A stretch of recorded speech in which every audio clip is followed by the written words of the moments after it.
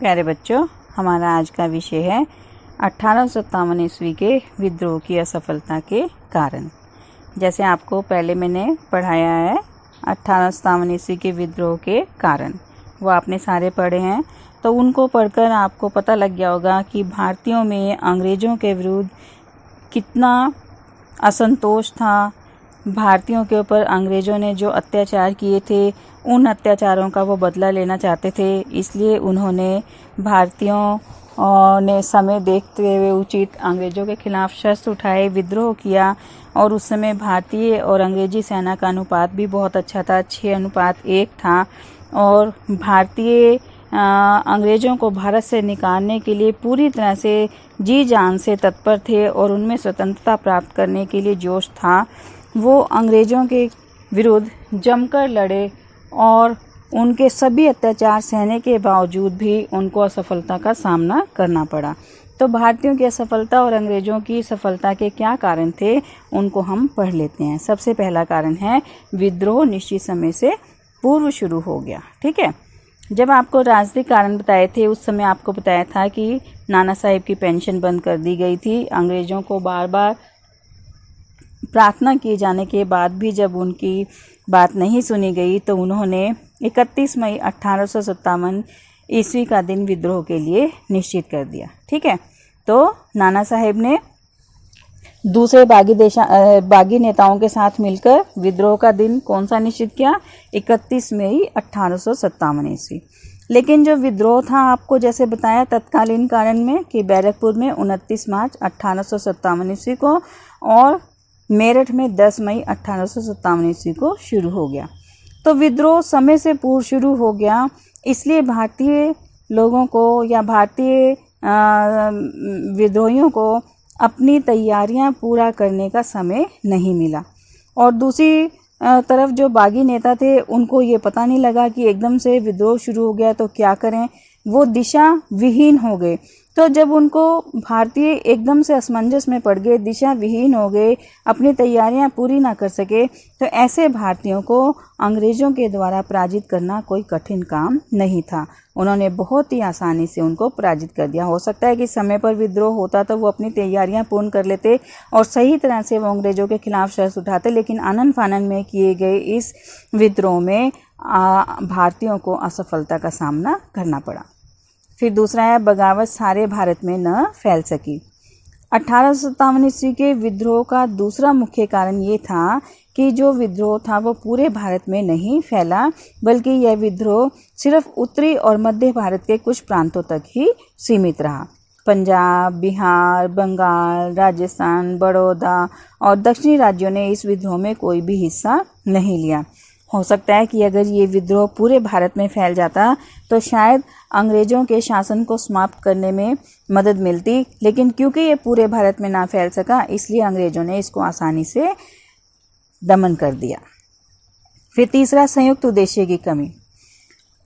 कहा जाता है कि इस विद्रोह में अंग्रेज़ों के विरुद्ध जो शस्त्र उठाए गए, उन विद्रोहियों के पास एक उद्देश्य नहीं था।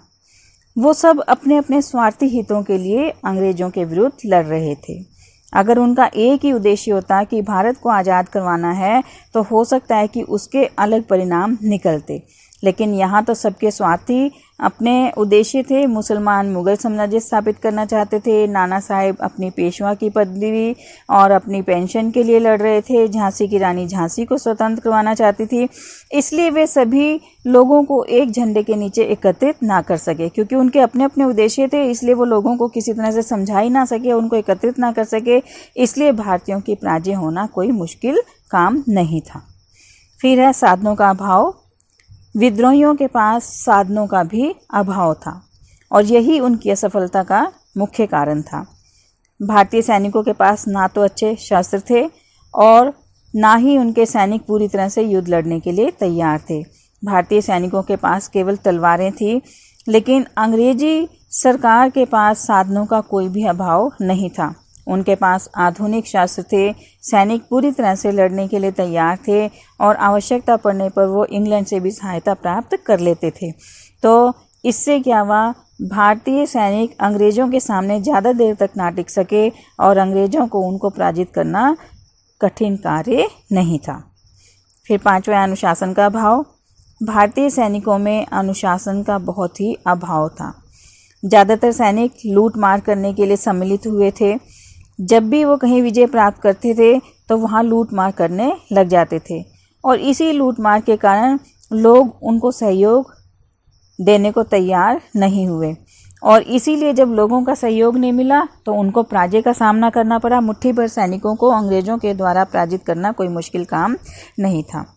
फिर है भारतीय राजाओं का अंग्रेज़ों को सहयोग। कहा जाता है कि 1857 ईस्वी में बहुत से राजाओं ने विद्रोहियों का साथ देने के बजाय अंग्रेज़ों को सहयोग दिया। अगर वो भारतीय सैनिकों का साथ देते तो हो सकता था कि भारतीयों को विजय प्राप्त हो जाती, लेकिन क्योंकि उन्होंने भारतीयों की अपेक्षा अंग्रेज़ों को सहयोग दिया इसलिए भारतीयों को पराजित होना पड़ा। इनमें से प्रमुख थे ग्वालियर, नाभा, हैदराबाद, जींद, पटियाला, इंदौर, जोधपुर, राजपूताना, भोपाल, नेपाल, कश्मीर। यहाँ के जो शासक थे उन्होंने अंग्रेज़ों को अपना सहयोग दिया और इन्हीं शासकों के सहयोग से वो विद्रोहियों को कुचलने में सक्षम हुए। लॉर्ड कर्लिंग ने ठीक कहा कि अगर ये शासक ना होते तो हमें इन जो विद्रोही थे उनको रोकना बहुत ही मुश्किल हो जाता, लेकिन इन शासकों ने इन विद्रोहियों को रोकने में हमारी बहुत ज़्यादा मदद की। फिर सातवां, अच्छे जर्नैलों का अभाव। युद्ध की सफलता या विद्रोह की असफलता जर्नैलों पर निर्भर करती है। भारतीयों के पास अच्छे जर्नैल नहीं थे। बेशक से उनके पास बहादुर शाह जफर, द्वितीय नाना साहेब, तांत्या टोपे और लक्ष्मीबाई जैसे नेता थे, लेकिन वे सभी सेनाओं को एक झंडे के नीचे एकत्रित करने में सफल ना हो सके और उनमें सैनिक योग्यता का भी अभाव था। इस कारण से उन्हें पराजय का सामना करना पड़ा। और दूसरी तरफ अंग्रेज़ों के पास बहुत ही अच्छे और प्रसिद्ध जर्नैल थे, जिनमें से प्रमुख थे नील, निकलसन, लॉरेंस, कैम्पबेल और हैवलॉक इत्यादि, जिन्हें की युद्ध कला का बहुत ज़्यादा अनुभव था, इसलिए उनको विजय प्राप्त हुई। भारतीयों को असफलता का सामना करना पड़ा। फिर है यातायात और संचार के साधनों का अभाव। यातायात और संचार के साधनों पर अंग्रेज़ों का नियंत्रण था। उनको जहाँ भी पता लगता था कि विद्रोह हो रहा है वो फटाफट वहाँ पर पहुँच जाते थे। जहाँ भी उनको लगता था कि उनकी सेना कमज़ोर हो रही है वो तुरंत रेलों के द्वारा अपनी सेना, हथियार, खाद्य सामग्री उनके पास भिजवा देते थे।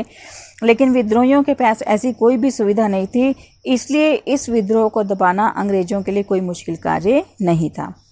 फिर है दमन। अंग्रेज़ों ने 1857 ईस्वी के विद्रोह को कुचलने के लिए अनेक अत्याचारी कदम उठाए।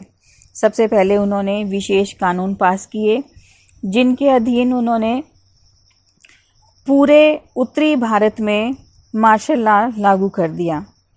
मई और जून 1857 में उन्होंने पूरे उत्तरी भारत में मार्शल लॉ लागू कर दिया और अंग्रेज अधिकारियों को ये अधिकार प्रदान कर दिया कि वे भारतीयों के ऊपर मुकदमा चलाकर उन्हें सज़ा दे सकते थे। इसलिए अंग्रेज अफसरों ने न केवल विद्रोहियों बल्कि जो आम जनता थी उनके ऊपर भी अमानवीय अत्याचार करने शुरू कर दिए। उन्होंने बहुत से लोगों को फांसी पर चढ़ा दिया, अनेक लोगों को उन्होंने तोप की मुंह के साथ बांधकर उड़ा दिया, कईयों को जेल में डाल दिया और वहाँ पर उनको घोर यातनाएं दी गई। जिन जमींदारों ने अंग्रेज़ों का विरोध किया था उनकी जागीरें जब्त कर ली गई। वफादार जमींदारों को इनाम के तौर पर भारी जागीरें दी गई। अंग्रेज़ सैनिकों ने भारतीय स्त्रियों को बेइज्जत किया। अंग्रेज़ों ने भारतीय बच्चों और बुजुर्गों को पकड़कर उनकी हत्या कर दी गई। कहा जाता है कि अंग्रेज़ों ने यहाँ पर इतने भयंकर अत्याचार किए कि सुनकर लोगों की आत्मा भी कांप जाती है और इसलिए उन्होंने अपने आप को विद्रोह से दूर रख लिया। उन्होंने विद्रोहियों की मदद करना बंद कर दिया, जिससे विद्रोही अकेले पड़ने लगे और उनका दमन करना अंग्रेज़ों के लिए कोई मुश्किल कार्य नहीं था। फिर 10वां, अंग्रेज़ों की कूटनीति। अंग्रेज़ों की जो नीति थी फूट डालो राज करो, उसने भी 1857 ईस्वी के विद्रोह में भारतीयों को असफल बनाने में महत्वपूर्ण योगदान दिया। उन्होंने हिंदुओं को यह कहकर भड़काया कि मुसलमान भारत में अपना राज्य स्थापित करना चाहते हैं, इसीलिए वो ये विद्रोह कर रहे हैं।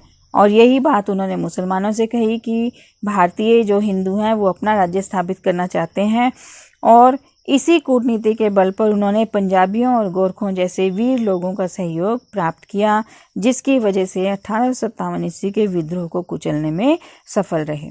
और इन सभी कारणों के परिणाम स्वरूप भारतीय विद्रोहियों के बढ़े हुए जोश को कम करने में अंग्रेज सफल हुए और उन्होंने इस विद्रोह को असफल बनाया।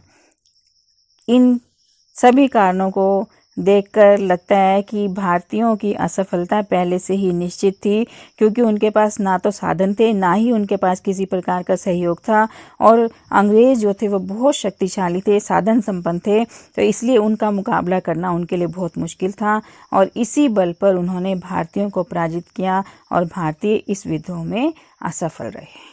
धन्यवाद।